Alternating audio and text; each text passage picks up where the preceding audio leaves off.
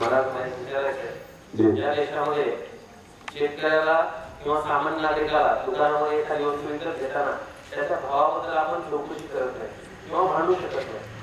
त्या देशामध्ये एखाद्या पिकावरच्या FRP बद्दल आपल्याला तुकड्यामध्ये ते दिलं जातं किंवा अंशतः दिलंही जात नाही, अशी परिस्थिती मराठवाड्यामध्ये आहे. या प्रसंगी शेतकऱ्यांना कोणती भूमिका घेणे योग्य राहील? त्याला FRP किंवा त्याच्या शेतमालाला जो हमी भाव आहे, जो शासनाने दिलेला आहे, तो मिळत नाही. आणि या प्रसंगी शेतकरी काय करू शकतो? तो रस्त्यावर उतरू शकत नाही, कारण त्याचं काम आहे शेतामध्ये. कारण त्याच्यासाठी फार सोपा पद्धत आहे.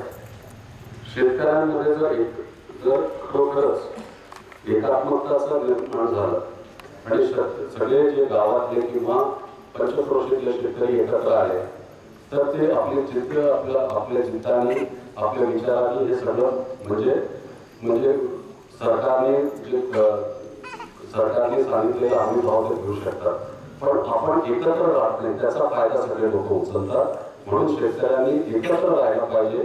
आपण स्वातंत्र्य मिळवल्यानंतर योजनाबद्ध पद्धतीने शेतकऱ्यांना जातीच्या नावाखाली एवढा वाटल्या गेलेला आहे की शेतकरी एकमेकांच्या संपर्कातच राहायला तयार नसतात किंवा एकत्र यायला तयार नसतात आणि त्याचा फायदा जे शोषण करणारे लोक आहेत ते त्याचा फायदा उचलतात.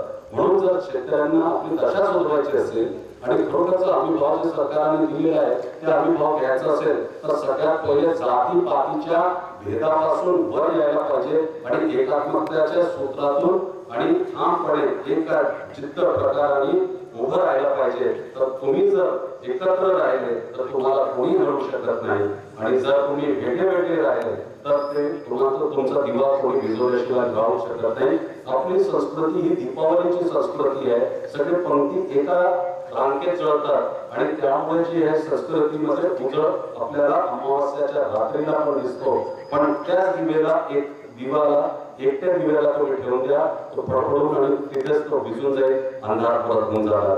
आज प्रत्येक शेतकरी आपल्या स्वतःच्या